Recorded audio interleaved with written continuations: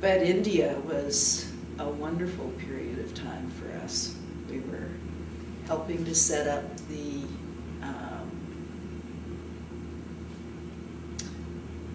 250 villages. Joe Slicker was the general at that time, and I can remember all of us thinking it was moving too fast, and we were doing a shotgun approach, so we'd go all over the place.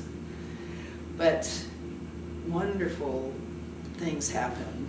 Each village contributing, offering 2 to 3 staff members. For them, it was a life-changing event to learn how to become a staff member, how to do village development, how to talk to people, how to take charge of your life.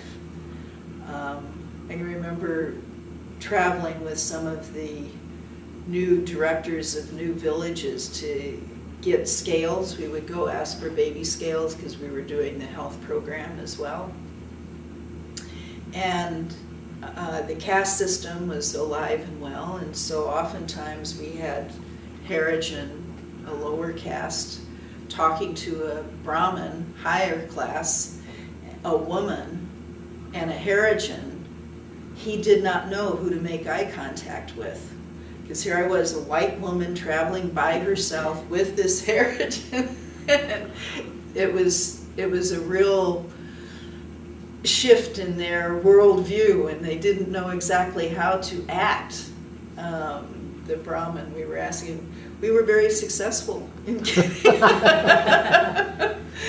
getting what we wanted, because I also don't think they knew how to say no. But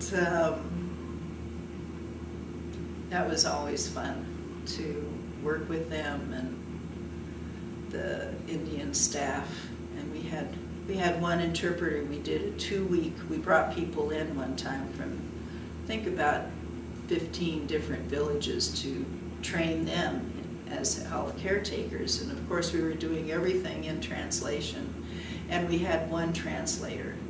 And that poor guy, he was translating from morning till evening.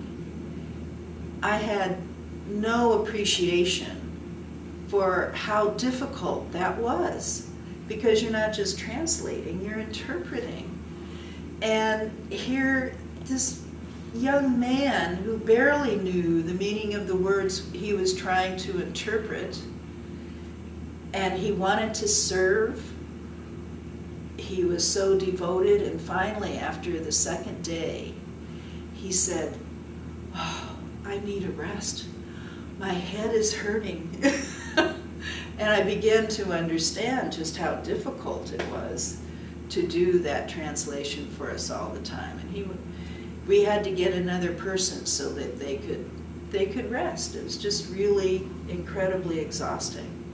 And that was a big lesson for me. And just, we had such high expectations of these young people who were working to create a project in villages that they were strangers in, and they were supposed to be experts, and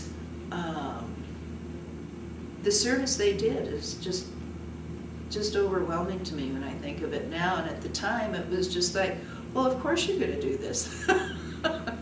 You're part of this outfit who does what they say they're going to do, so of course it's going to work. It will work. And that it's only later reflection where you begin to understand just how much we were asking of these young men. And women too. Shakuntala, she was one of the strongest women at the time. I think she was all of 16. And ongoing energy, non-stop. She was driven. She had no fear. She was really just a very strong woman. Talk